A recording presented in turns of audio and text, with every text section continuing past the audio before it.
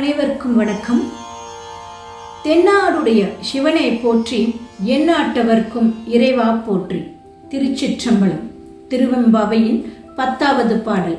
இந்த பாடலை பாடுவதன் மூலமாக சிவ பார்வதியினுடைய முழுமையான அருளினை நாம் பெற முடியும். பாதாளம் ஏழினும் கீழ் சொற்கழிவு பாதமலர் போதார் புனை முடியும் எல்லா பொருள் முடிவே பேதை ஒரு பால் திருமேனி ஒன்றல்லன் வேத முதல் விண்ணோரும் மண்ணும் துதித்தாலும் ஓத உளவா ஒரு தோழன் தொண்டர் உளன் கோதில் குலத்தரன் தன் கோயில் பினா பிள்ளைகள் ஏதவன் ஊர் ஏதவன் பேர் ஆருற்றார் ஆர் அயலார் ஏதவனை பாடும் பரிசேலோர் எம்பாவாய்.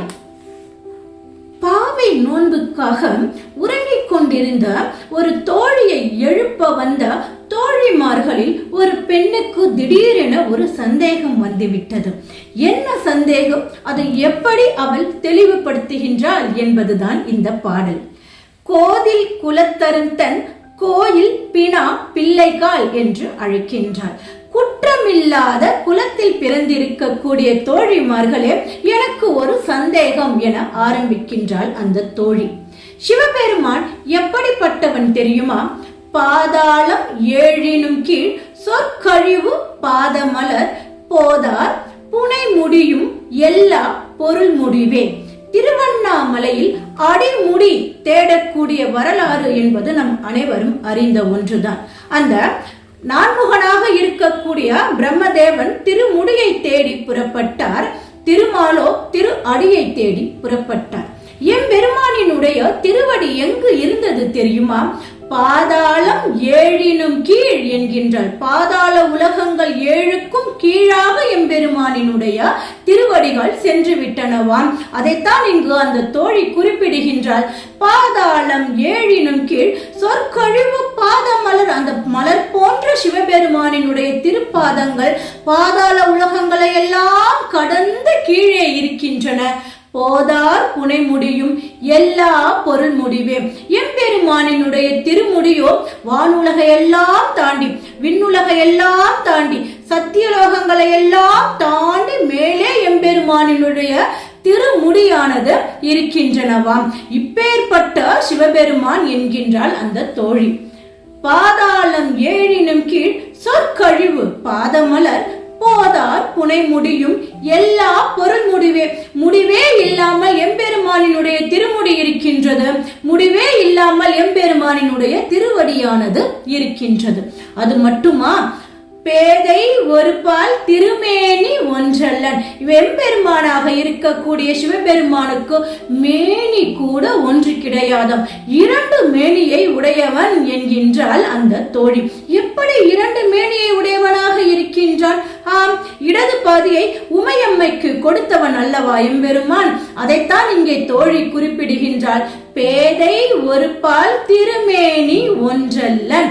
பார்வதி தேவி சிவபெருமானினுடைய இடது பாகத்தை பெற்ற வரலாறு என்பது மிகவும் சிறப்பு மிக்க ஒன்று. பிரிங்கி முனிவர் ஒரு முறை கைலாய மலையில் விகடன நடனத்தை ஆடி காண்பித்தாராம். உடனே அங்கு இருக்கக்கூடிய ரிஷிகளும் முனிவர்களும் தேவர்களும் பிரிங்கி முனிவரின் நடனத்தை மிகவும் பாராட்டினராம். சிவபெருமானும் மனமகிழ்ந்து முனிவரின் நடனத்தை பாராட்ட முனிவருக்கு சிவபெருமானின் மீது ஏகப்பட்ட விருப்பம் உண்டு. எனவே தான் ஒரு வண்டாக உருவம் எடுத்து சிவபெருமானை மட்டும் வலம் வருகின்றார். நன்றாக இங்கு யோசித்து பார்க்க வேண்டும். கைலை மலையில் தம்பதி சமேதராக சிவனும் பார்வதியும் இருக்கின்ற பொழுது பிரிங்கி முனிவர் வண்டாக உருவம் எடுத்து சிவபெருமானை மட்டும் வலம் வருகின்ற பொழுது பார்வதி தேவிக்கு மிகுந்த கோபம் வந்துவிட்டது. எனவே பார்வதி தேவியார் பிரிங்கி முனிவரை பார்த்து முடவனாக போக கடவது என சாபம் கொடுத்து விட்டாராம். எனவே பிரிங்கி முனிவர் முடவனாக மாறியவுடன் அவருக்கு உதவி செய்வதற்காக எம்பெருமானாக இருக்கக்கூடிய சிவபெருமான் ஊன்றுகோல் கொடுக்கின்றார். இதை பார்த்த பார்வதி தேவிக்கு மேலும் கோபம் அதிகரித்து விட்டது. எனவே பார்வதி தேவி கைலையில் இருந்து சிவனை பிரிந்து கௌதம முனிவரினுடைய ஆசிரமத்திற்கு வந்துவிட்டார். வந்த பார்வதி தேவியோ கௌதம முனிவரிடம், யான் சிவபெருமானின் ஒரு பாதியை முழுமையாக பெற வேண்டும் என கேட்கின்ற பொழுது கௌதம முனிவர், கேதார கௌரி விரதம் எடுப்பதன் மூலமாக நீ உன்னுடைய கணவனாகிய சிவனின் உடம்பில் பாதியை பெற்று சிவபார்வதியாக மாற முடியும் என உபதேசம் செய்தாராம். எனவே பார்வதி தேவி எடுத்த விரதம் தான் கேதார கௌரி விரதம். கேதாரம் என்பது இமயமலை சாரலில் இருக்கக்கூடிய ஒரு இறை ஸ்தலம். அங்கு கௌரியாக இருக்கக்கூடிய பார்வதி தேவி 21 நாள் விரதம் எடுத்ததன் காரணமாகத்தான் அந்த விரதத்திற்கு கேதார கௌரி விரதம் என்று பெயர். அந்த விரதத்தை எடுத்ததன் மூலமாக மட்டுமே பார்வதி தேவி சிவபெருமானின் இடது பாகத்தை முழுமையாக பெற்றார் என்கின்றது புராணங்கள். அது மட்டுமல்ல, பார்வதி தேவி சிவபெருமானிடம் ஒரு வேண்டுகோள் வைத்தாலாம். எனக்கு எப்படி இந்த விரதத்தின் மூலமாக உங்களை பாதி கிடைத்ததோ அதுபோல இவ்விரதத்தை மேற்கொள்ளக்கூடிய பெண்கள் தாங்கள் நினைத்தது அனைத்தும் நிறைவேற தாங்கள் தான் துணை புரிய வேண்டும் என்றாராம். அதன் காரணமாகத்தான் பெண்களால் மிகவும் விரும்பப்படக்கூடிய, மிகவும் மதிக்கப்படக்கூடிய ஒரு நோன்பாக, ஒரு விரதமாக இந்த கேதார கௌரி விரதம் என்பது இருக்கின்றது. பேதை ஒரு பால் திருமேனி ஒன்றல்லன். எனவே பார்வதி தேவியை தன்னுடைய இடது பாகத்தில் ஏற்றுக்கொண்டதன் காரணமாக மேனியும் அவன் ஒன்றல்லன், 2 மேனிகளை உடையவன் என்கின்றாள் இங்கு தோழி. வேதம் முதல் விண்ணோரும் மண்ணும் துதித்தாலும், வேதங்களுக்கெல்லாம் முதல்வனாக இருக்கக்கூடியவன், வேதங்கள் எல்லாம் வணங்கப்படக்கூடியவன். வேதாரண்யம் என்ற ஒரு திருத்தலம் உண்டு. வேதங்கள் சிவபெருமானை வணங்கியதன் காரணமாக அங்கு இருக்கக்கூடிய எம்பெருமானுக்கு வேதாரண்யேஸ்வரர் என்ற திருநாமம் உண்டு. எனவே வேதங்களுக்கெல்லாம் தலைவனாக இருக்கக்கூடியவன், வேத நாயகனாக இருக்கக்கூடியவன்.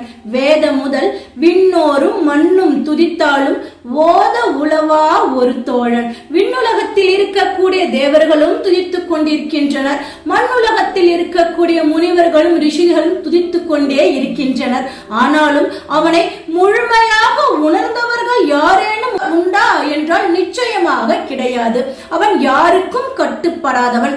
பக்தர்களினுடைய, அன்பர்களினுடைய, சிவனடியார்களினுடைய அன்பிற்கு மட்டுமே கட்டுப்பட்டவன். ஓத உளவா ஒரு தோழன், தொண்டர் உளன். அவன் எங்கு இருக்கின்றான்? திருவண்ணாமலையில் அடிமுடி தேடி பிரம்மனும் நான்முகனும் தோற்றாலும் கூட அவன் இருக்கக்கூடிய இடம் எது தெரியுமா? சிவன் அடியார்களாக இருக்கக்கூடிய தொண்டர்களின் திரு உள்ளம்தான். அதைத்தான் இங்கே அந்த தோழி குறிப்பிடுகின்றாள். ஓத உளவா ஒரு தோழன், தொண்டருளன், கோதில் குலத்தரன் தன் கோயில் பினா பிள்ளைகள். இப்பொழுது மீண்டும் கேட்கின்றாள், எம்முடைய தோழிமார்களே, இவ்வளவு சிறப்புகளை பெற்றிருக்கின்றான் சிவபெருமான். சொல்ல முடியாத அளவிற்கு, வார்த்தைகளுக்குள் கட்டுப்படுத்த முடியாத அளவிற்கு சிறப்புகளை உடையவனாக இருக்கின்றான் அந்த சிவபெருமான். இப்பொழுது எனக்கு வரக்கூடிய சந்தேகம் என்ன தெரியுமா? ஏதவன் ஊர், ஏதவன் பேர், ஆர் உற்றார், ஆர் அயலார் என்கின்றார். அவனுக்கு ஊர் என்று ஏதாவது இருக்கின்றதா? ராமரை எடுத்துக்கொண்டோம் என்றால் அயோத்தி என்ற ஒரு இடம் உண்டு. கிருஷ்ணரை எடுத்துக்கொண்டோம் என்றால் ஆயர்பாடு என்ற இடம் உண்டு. சிவபெருமானுக்கு என்று தனியான ஒரு ஊர் உண்டா? ஏதவன் ஊர், ஏதவன் பேர். அவனுக்கு வேறு ஏதேனும் திருநாமங்கள் எல்லாம் உண்டா? அந்த ஊருக்குரிய பெயர் என்பது ஒன்று இருக்குமே, அது போன்ற திருநாமங்கள் ஏதேனும் உண்டா? ஆர் உற்றார், ஆர் அயலார். அது மட்டுமா? அவனுக்கு தாய் தந்தை யாரேனும் உண்டா? ராமரை எடுத்துக்கொண்டோம் என்றால் தசரதன், கௌசல்யை. கிருஷ்ணரை எடுத்துக்கொண்டோம் என்றால் நந்தகோபர், யசோதை, வசுதேவன், தேவகி. இப்படி உண்டு. சிவபெருமானுக்கு தாய் தந்தை என்று யாரேனும் உண்டா? சொந்தக்காரர்கள், உறவினர்கள், உற்றார் யாரேனும் உண்டா? ஆருற்றார், ஆர் அயலார், ஏதவனை பாடும் பரிசேலோர் எம்பாவாய். நாம் அப்படி யாரேனும் இருந்தால் அவர்களுடைய திருநாமங்களையும் சொல்லி எம்பெருமானை வழிபட இயலுமா என்பதற்காகத்தான் இந்த சந்தேகத்தை கேட்கின்றேன். ஏதும் அறியாத, அனைத்துமாக இருக்கக்கூடியவனாகிய எம்பெருமானை பாடுவதன் மூலமாக, அவனுக்கு நோன்பு எடுப்பதன் மூலமாக நாம் மிக பெரிய பரிசினை பெறப் போகிறோம். தோழிமார்களே, வாருங்கள் நாம் பாவை நோன்பு எடுப்போம் என்பதாக இந்த பாடலானது அமைந்திருக்கின்றது.